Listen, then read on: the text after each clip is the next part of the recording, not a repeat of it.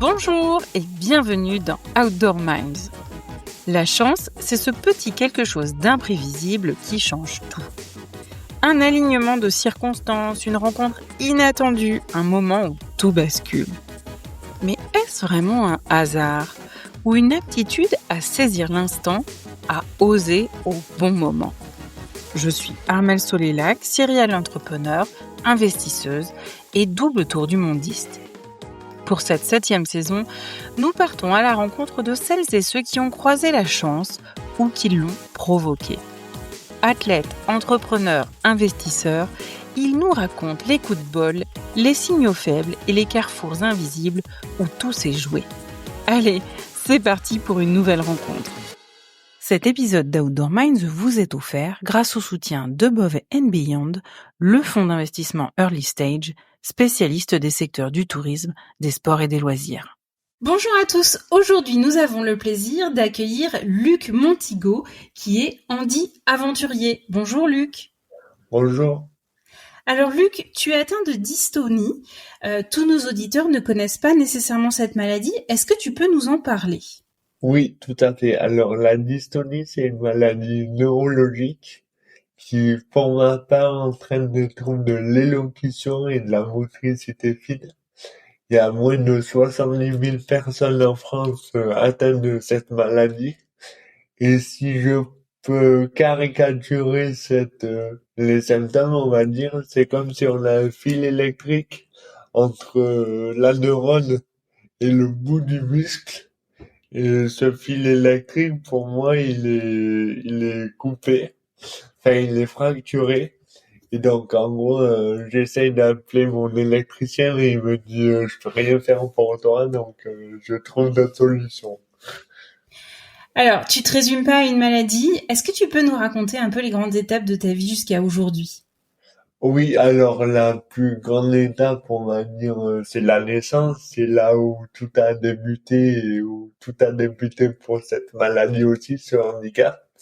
En fait, si je parle avec vous aujourd'hui, c'est un miracle, on va dire, parce que je devrais pas parler avec vous aujourd'hui, dans le sens que lors de l'accouchement de ma mère, il y a eu un problème et on a directement dit à mon père, on descend en urgence, soit on remonte avec les deux, donc votre femme et votre fils, soit on remonte avec personne.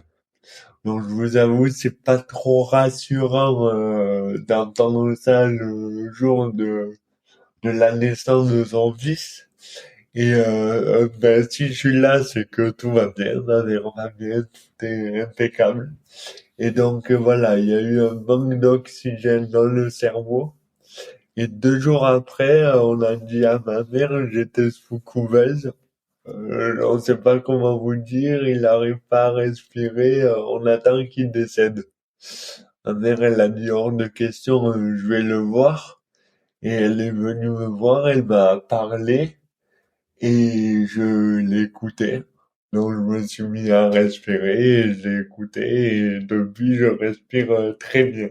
Bon, moralité, il faut toujours écouter sa mère. C'est ça.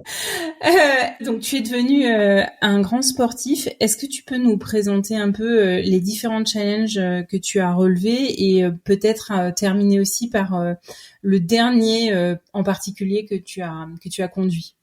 Oui, bien sûr. Alors, si vous voulez, j'ai commencé le judo à l'âge de 3 ans. En fait, je savais pas encore marcher. Et donc, mes parents m'ont mis au judo, au baby judo. Ils ont dit à mon prof de judo que voilà, j'étais handicapé. Et mon prof de judo, il a dit, écoutez, il n'y a pas de problème. Moi, le seul truc, c'est que il fasse le cours comme les autres. Je vais pas le léser à ce handicap. Et donc, c'est grâce à lui que j'ai marché, etc. Et j'en fais toujours du judo. Je suis ceinture noire aujourd'hui, enfin depuis 4 ans. Et un jour, quand j'ai fait un stage en master, on m'a proposé de faire un triathlon. Je savais pas courir, pas nager, pas faire de vélo. Et je sais pas, par envie de défi, par envie de challenge, j'ai dit oui. Et puis, voilà, on a fait ce triathlon. 5 mois après, j'ai fait ce triathlon, je me suis entraîné, etc. Et mon dernier défi, c'est ma mère qui me l'a proposé en faisant une blague. En fait, à l'issue de ce triathlon, ma mère, je lui dis, ouais, je fais ce triathlon, je suis trop content.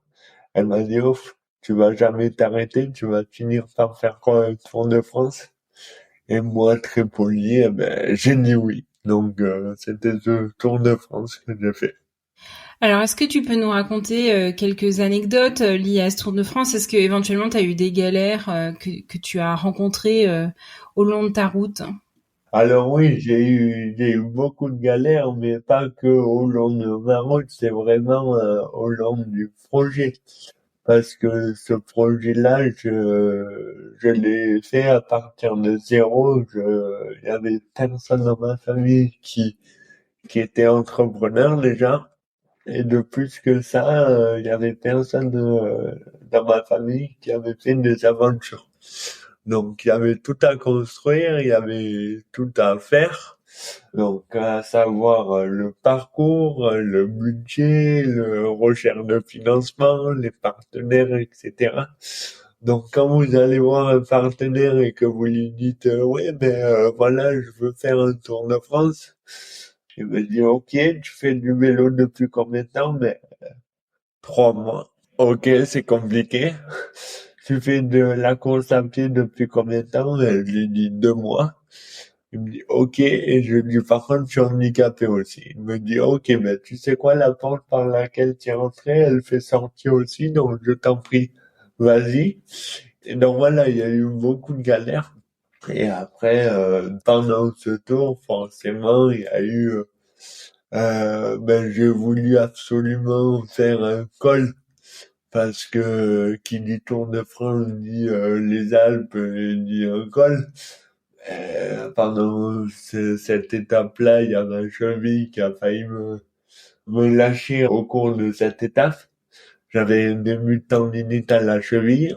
Ensuite, évidemment, j'ai eu la pluie, j'ai eu tous les temps, et forcément, quand j'arrive en Bretagne, il y avait une tempête qui s'appelait Chiara, la tempête Chiara. Voilà, moi j'étais en plein dedans. Donc il y avait tout ça à gérer aussi, mais il y a eu de très très bons moments également. Est-ce que tu crois à la chance ou est-ce que tu penses qu'on la provoque? Je pense qu'on la provoque. Il y a une part de chance, ça c'est sûr. Par contre, la chance, pour moi, c'est vraiment, elle te fait un petit coucou, elle te dit qu'elle est là, mais par contre, c'est 10%, voilà, 10% de chance, 90% de travail. Donc, elle te dit coucou au loin, et c'est à toi d'aller la saisir et aller la chercher. Et est-ce que ça t'est déjà arrivé de te dire, tiens là, j'ai quand même eu de la chance, ou j'ai eu un coup de peau? On va dire forcément quand tu connais l'histoire de l'accouchement, etc. Tu te dis est-ce que la chance elle n'est pas venue dès le début, tu vois? Parce que quand on te dit t'as failli mourir, t'avais 1 minute de vie, euh, c'est un peu de la chance que 26 ans après je sois toujours là et que je parle avec toi aujourd'hui. Donc voilà. Ok, mais j'ai envie de dire, dans tes aventures sportives, est-ce qu'il y a eu des moments où tu t'es dit, ah bah tiens, là c'est passé ric-rac, où j'ai eu de la chance, où il y a un élément qui a un petit coup du destin finalement qui a permis le projet ou... Pour moi, c'est vraiment le travail et l'envie d'y aller. Et après, la chance, entre guillemets, telle qu'on la conçoit aujourd'hui, en mode, c'est un coup de peau, c'est vraiment la chance que j'ai fait ce projet, tout ça. Je te dirais non. Parce que tout ce projet, tout cet entraînement physique, etc., je suis pas allé avec 2 jours d'entraînement dans les pattes non plus. Donc voilà. Après, si tu me dis la chance de rencontrer telle personne à tel moment, enfin de croiser telle personne à tel moment qui va déboucher un de plus gros partenaires, là oui. Là, j'ai envie de dire, c'est aussi une opportunité.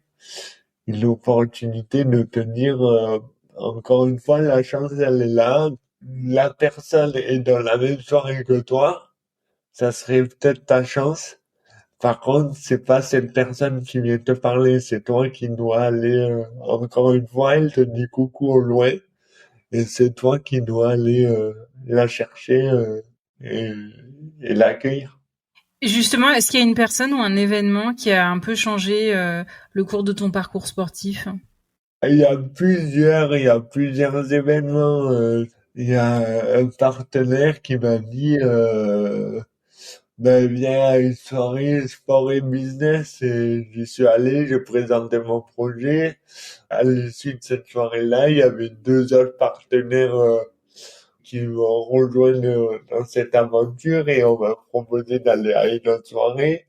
Et l'autre soirée, j'ai rencontré une députée de la circonscription d'Aix, et qui a dit, ben, j'envoie le projet à la présidente de l'Assemblée nationale qui m'a accueilli une fois sur Paris. Donc forcément, quand tu vois toutes les dominos, c'est un truc de circonstance. Si j'allais pas dire bonjour à cette personne-là, il m'aurait jamais invité à cette soirée, que j'aurais jamais vu deux autres partenaires et tout ça. Est-ce que il t'est arrivé, à contrario, parce que là tu nous racontes une fois où tu as saisi ta chance, est-ce qu'il t'est arrivé à contrario de rater ta chance ou de faire une grosse erreur? Et surtout, en fait, le plus important, avec le recul, qu'est-ce que tu en retiens? Ben, je pense que je vais directement répondre avec le recul, tu vois, et en fait, je pense que j'en ai loupé des opportunités, des chances, comme tu dis, mais je me souviens plus. Tu vois, je me souviens plus à me dire, ok, là, tu es pas allé là, et en fait, c'est très dommage, tu vois. Et ce que j'en retiens, c'est que la vie est bien faite, en fait, dans le sens que, en fait, c'est pas pour rien. C'est vraiment pas pour rien. Par exemple, j'extrapole, hein, parlons d'un gros partenaire. Voilà. Ou d'une grande chaîne de télévision ou quoi qui peut me faire de la visibilité énorme. Elle est à une soirée. Ben, en fait, j'y suis pas, cette soirée, je me dis, mais j'ai loupé la chance d'aller à cette soirée. Ben, en fait, non, parce que peut-être que le lendemain, tu auras la chaîne concurrente, 1000 fois mieux, qui va t'appeler, ou tu vas le rencontrer au cours d'un café ou quoi que ce soit. Tu vois ce que je veux dire? C'est vraiment, c'est la vie est bien faite, vraiment. Ok, finalement, la chance, c'est un peu comme le bus, si t'en rates un, il y en a un autre qui peut passer. C'est ça. Et peut-être que l'autre, il est vachement mieux, en fait. Ça marche. Et pour toi, finalement, est-ce que la chance, c'est une affaire de privilège ou une affaire de contexte? C'est vraiment, si je devrais faire le choix entre les deux, c'est vraiment une affaire de contexte. Ok. Voilà. C'est une affaire de contexte, de rencontre et de tout ça. Est-ce que, à un moment dans ta vie, tu t'es senti au bon endroit au bon moment? Et je pense notamment à ton tour de France. Oui, mais au bon endroit, au bon moment, en fait, j'ai limite envie de dire pendant l'une des troisième ou quatrième étapes, quand j'étais seul, et que je me suis dit, en fait, là, tu vis une chose extraordinaire. Et en fait, c'est ça que tu veux faire dans ta vie. Alors, je sais pas si ça durera. Je sais pas si après ma prochaine aventure, on pourra en parler. Après ma prochaine aventure, j'arrêterai ou pas. Mais là, je me suis dit, en fait, c'est ça que je veux faire.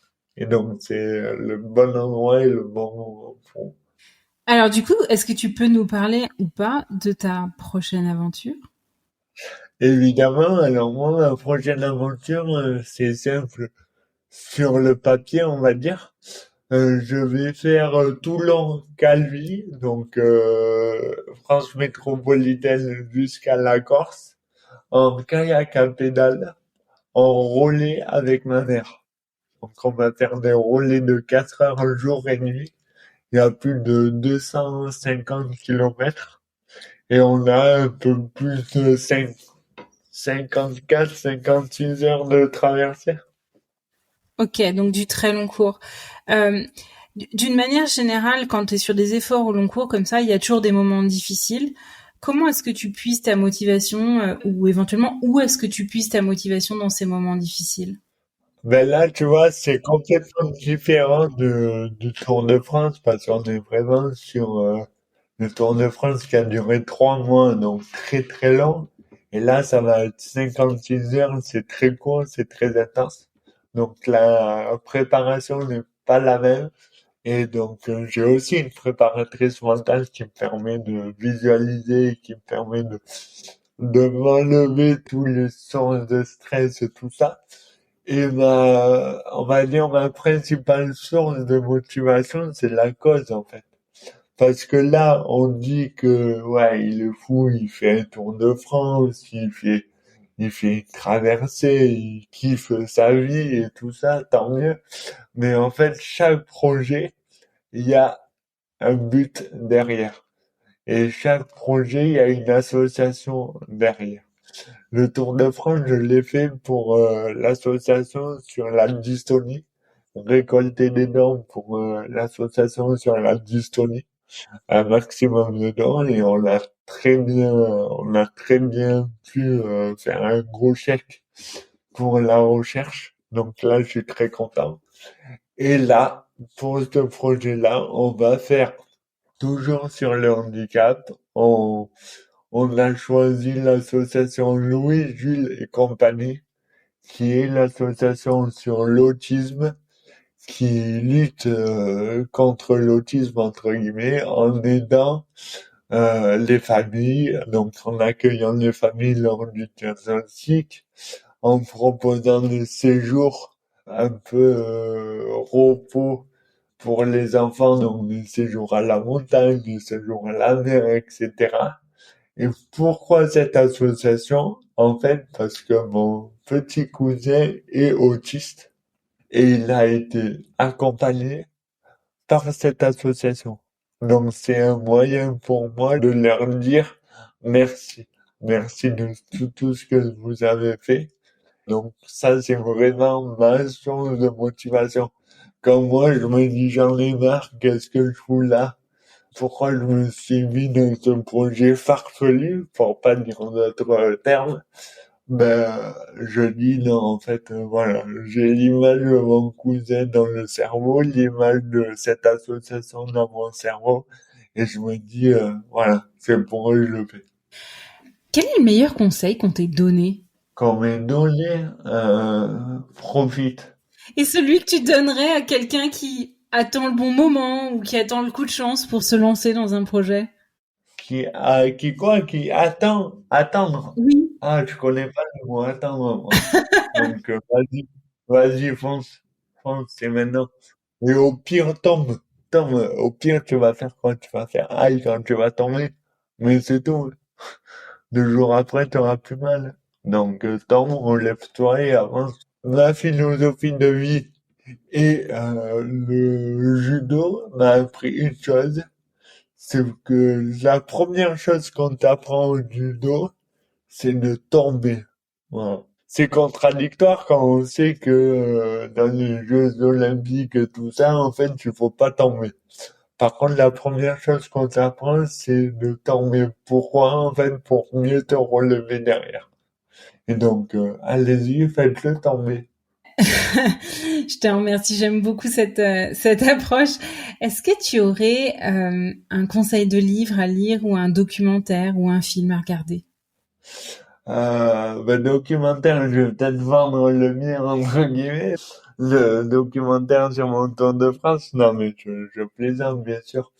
Mais le documentaire qui m'a le plus apporté, en fait, qui m'a le plus marqué, c'est rien à voir avec le sport. C'est vraiment le documentaire sur Big Flo et Oli. Voilà, deux chanteurs que j'aime bien aussi, mais qui te permet de voir l'envers du décor de tout. Comment monter un projet, qu'est-ce que c'est les galères, etc. jusqu'au final.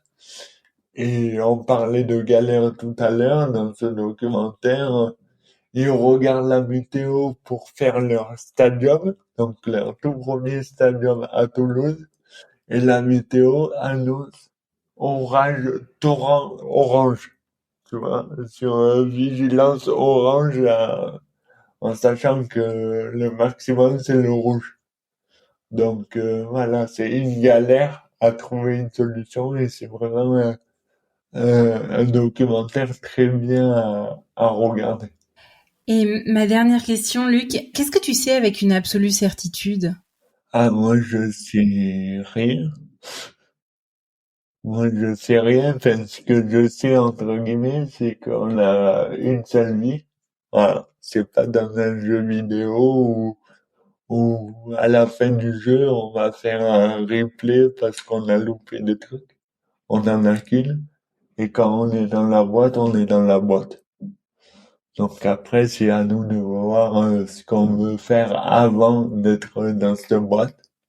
Et si on veut dire, bon, ben, je vais dans cette boîte, mais avant, j'ai kiffé de fou. Donc, ok, j'y vais. Voilà. Un grand merci, Luc Montigo, anti-aventurier, d'avoir été notre invité aujourd'hui. Avec grand plaisir. Merci beaucoup pour l'invitation. Voici les 4 points clés à retenir de cet épisode.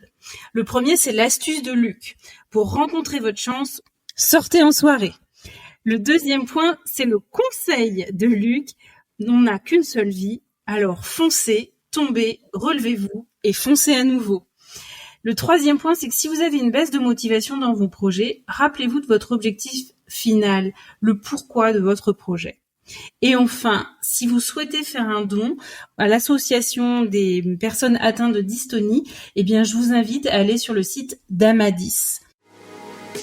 Merci à tous d'avoir écouté Outdoor Minds. Cet épisode vous a plu? Je vous invite à le partager autour de vous et à me soutenir en mettant une note de 5 étoiles avec un commentaire sympa.